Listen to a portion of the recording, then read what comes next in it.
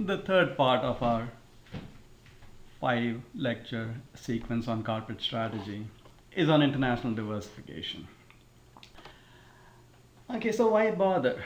Why bother with a separate section on international diversification? After all, if all the old strategy lessons apply, all you have to do is to take the same frameworks and apply them to a new international context. Why bother? Why bother with a new lecture material? It's worth doing a little extra because an international context brings about some new challenges and some new opportunities. Now, there are lots of different frameworks that we could study. But this slide, I think, captures the 4 most important attributes. We'll flesh them out a little bit more, but if all you did was think more deeply about these 4, you'd be in pretty good shape. So when you go international, one major benefit that you have is scale economies. This comes from what we might call aggregation. If you could sell the same thing, you standardize one product and you sell the same thing all over the world, across all the operations everywhere in the world, you would benefit greatly from scale economies. The second advantage you have in going international is you could locate in regions where you get some advantages. So some locations, for example, India, you might say, is cheaper for information technology or certain kinds of R&D. And China is cheaper for manufacturing locations.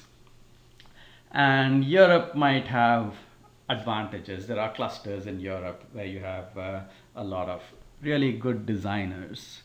So you can engage in what you might call arbitrage, which is a location advantage where you locate your operations in a place where it's very inexpensive, and you could have some tax advantages as well, and you could use this to get a lower cost, to get better differentiation and charge a higher price. So there are lots of arbitrage opportunities from pursuing international opportunities. Now, the world is not all the same.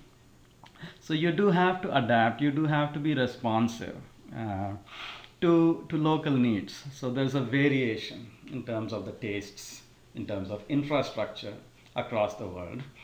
And so you can't really just sell the same thing the same way all over the world. You do have to adapt. That is sometimes a challenge, and that is sometimes an opportunity, but it's certainly something you have to pay careful attention to when you expand abroad.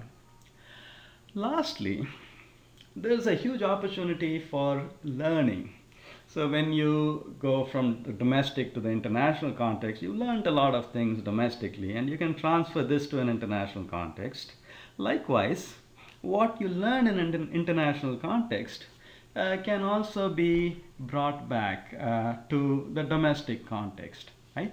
So all of these attributes are going to be present in the BRL Hardy case. So as you read the BRL Hardy case and you think of the Distinto launch, you want to see this in the light of their international strategy and see how all of these factors are advantages for BRL Hardy.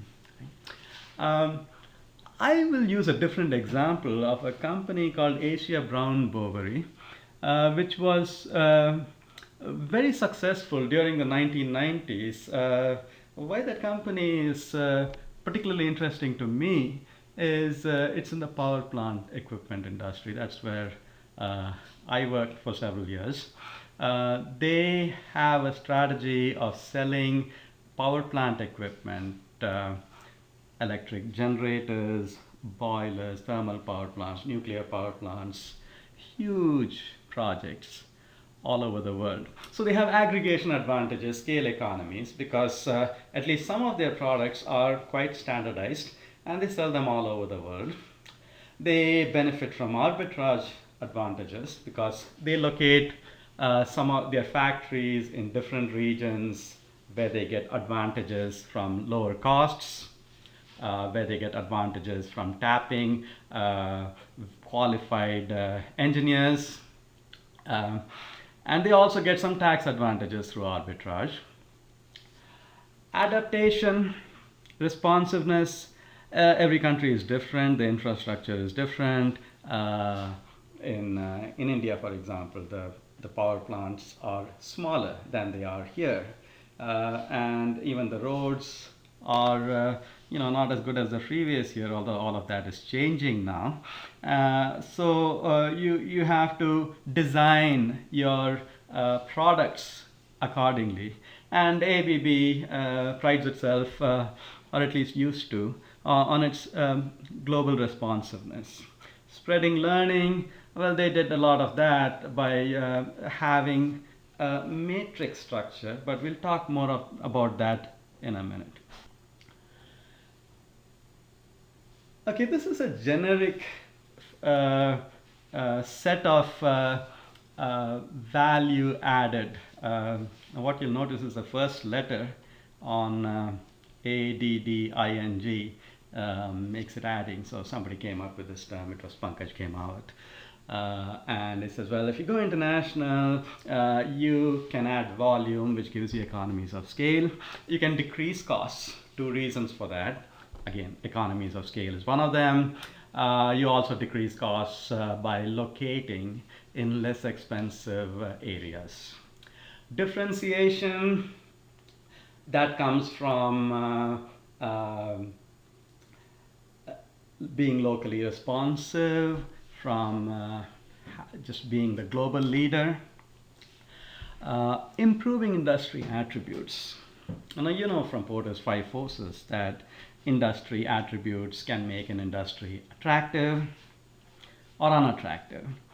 And by being a global player, you can gain market power, especially in some regions where there isn't that much competition. So if you have a lot of competition here, you could go to Mongolia, say, and you'd be the market leader there. You could make the industry attributes a little more favorable to enable you to generate higher rents. What about normalizing risk? The very fact of international diversification helps you to hedge some of your risks. So you have currency risks, agricultural risks, you have macro environment, macroeconomic risks. Right now, the economy is better in Asia than it is in the US and Europe. And if you have operations all over the world, then you can hedge some of your risks. Generating knowledge, well, we talked about that. If you operate in more regions, there's a lot more you can learn from other places which you can transfer to your domestic market, and from your domestic market to the international market. Excuse me. The first letter, CAGE, cage, just a useful mnemonic, I guess. You don't have to memorize it or anything.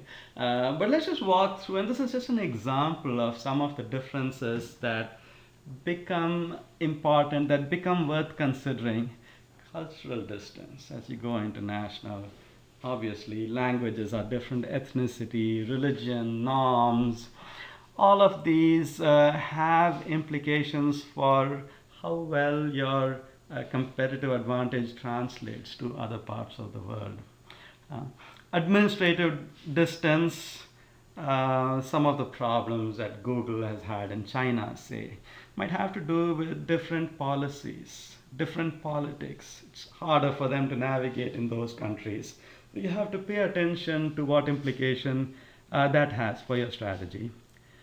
Geographic distance. It's easier to do trade, to do business with countries closer to you. So the US and Mexico. Uh, you have NAFTA, US, Mexico, and Canada. It's easier to do business. But as you go much further afield to Africa, to Asia, just the fact of physical distance being different, the climate being different, and so on, imposes some new challenges. Economic differences, well, there's the rich poor divide, there's the infrastructure differences, financial resources could be very different, right? So all of these, you just have to figure out how these differences can impact your strategy.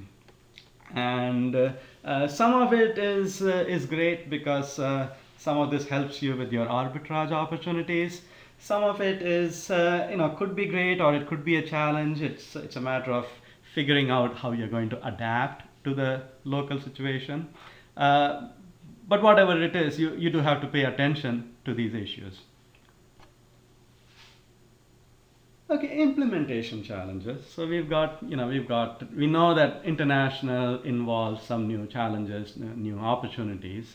Implementing a strategy that is geographically so very dispersed can be challenging. And so for Asia Brown Bovary, the company I started talking about, it's a very large company, and for them to have consistency across the world, they need a consistent set of beliefs, boundaries would include ethical boundaries, because they do want to safeguard their reputation.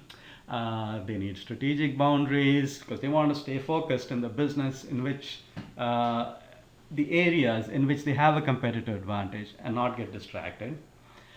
Operating across the world, there are so many strategic uncertainties that they are faced with. They need a good interactive control system, which enables them to track what these uncertainties are and helps them to figure out what their emergent strategy should be in the future. I want to spend a little bit more time talking about diagnostic control. How do you structure roles and responsibilities when you are selling such a wide variety of electrical and mechanical, machinery of all kinds, large projects all over the world? How do you structure your roles and responsibilities? And what Asia Brown Bovary did, which in the 90s was considered very pretty revolutionary, was they had a matrix structure. It kind of made sense. The way their matrix worked was each manager simultaneously reported to a country head and a global business head. So let's say you were in charge of turbines in China. So there'd be a manager, a president in charge of China, say. And there's also a president in charge of turbines throughout the world. It's important for Asia Brown Bovary to be locally responsive. So you have the China head, that guy knows about the context in China. Remember, with the power plant equipment, in most countries, the biggest customer is the government. So you're really dealing with the government of China, you're dealing with the government of Singapore. So it makes sense to have a country head who understands the customer's needs, the local laws, the local politics, and all that. And at the same time, you also have to be you have global economies of scale from common technologies, common standards that you have. So it's helpful to have a country head for turbines, a country head for boilers, all the different product groups in which they compete. Right? So a matrix structure was seen as a solution which enabled ABB to simultaneously be locally responsive and globally efficient, and also to transfer knowledge, because each individual was literally reporting to two bosses. This also imposed a conflict because who's more important, the country boss or the product group boss? So some of the challenges they had revolved around performance evaluation and measurement. How do you do that? Interestingly, they used a balanced scorecard. I just found that out as I was getting ready for the lecture today. They used a balanced scorecard, and they found it a mixed blessing. It was very complicated. It took them a long time to implement, and finally they had to tweak it into something that worked okay for them. So they don't have a generic scorecard, but something that's tailored to what they do. And they had incentives in place, an incentive alignment mechanism as well.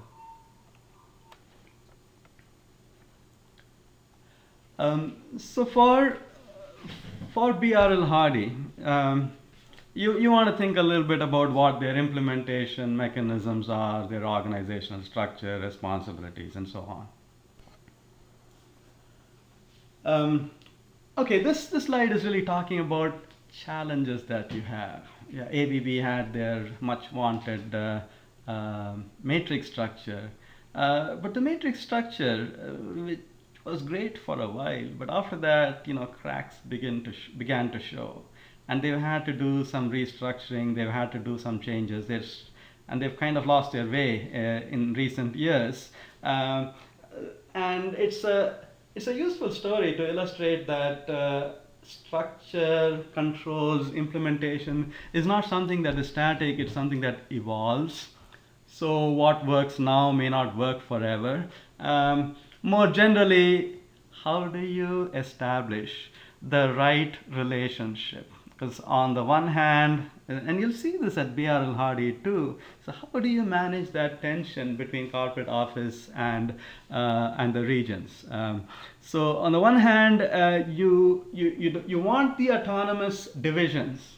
You want these divisions to be, they have local knowledge. You want them to be entrepreneurial. You want them to do their own thing. But you don't want them to be too unresponsive, because you want them to do what corporate office wants, right? And for corporate office, the dilemma becomes, we don't want to tell people exactly what to do, because if we do, it's going to stifle divisional initiatives. But we don't want to, just let them do whatever they want, because that's problematic as well. So striking the right balance becomes the challenge. So there's distortion of information with the, corporate office is far away. They don't know what's going on, and autonomous divisions have local knowledge. Sometimes they feel corporate office doesn't understand what they're doing and is not helping them enough. There's also competition between divisions for resources, competition between managers. How do you get them to share? How do you get them from, not stepping on each other's toes? Divisional goals might differ from those of corporate goals. So managing that is quite challenging. Okay, we now have a few models which are well known in the literature, and it's partially a repeat of what we've already done. Bartlett Ghoshal has this model. It says that they say that international firms face challenges because mostly, they face conflicting pressures to be global players, to get scale economies, to get location advantages, but also to be multi-domestic, which is responsive to local context. So the biggest challenge, they call this the transnational firm. Transnational firm is a firm that has to simultaneously do both. And the challenge, they say, is these are conflicting pressures, and the successful firms are those who somehow figure out how to do them both simultaneously. Integrating learning is very important and is also a big challenge. And the big takeaway from Bartlett Ghoshal model is implementation is the key to success. So the case on ABB, Asia Brown Boveri, their matrix structure and how it helped them to be, have global scale economies and be responsive to the local context and so on, was actually written by Bartlett. There's multiple cases written on it. It talks about how implementation makes them successful. I guess he needs to go back and look at Asia Brown Boveri once again and tell them, hey, what's your structure going to have to be now? Because what they had in the past hasn't worked out that well over time. Okay, now a lot of the terminology we have is from another model by Ghemawat, which is more recent. So he wrote a piece about 10 years ago after Tom Friedman's book came out, saying the world is not flat. So is the cup half full, is the cup half empty? Friedman says all the barriers are crumbling, and we could have a global strategy because every place is the same. But he says, well, the world is not really flat, it's semi-global, it's not as flat as we might imagine. Countries differ in terms of, remember the cage framework, culture, administrative, geographic, and economic.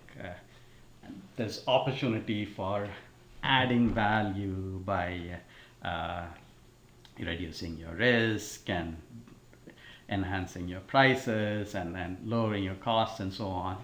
And for him, the big three pieces to the international strategy are aggregation, arbitrage, and adaptation. And his book is worth reading, I think, because it's while it's a repackaging of some old ideas, he also provides a lot of checklists and reminders of what to look for. So it's helpful if you're doing a strategic planning exercise on an international business. It really helps you. It points you in different directions so that you ask good questions.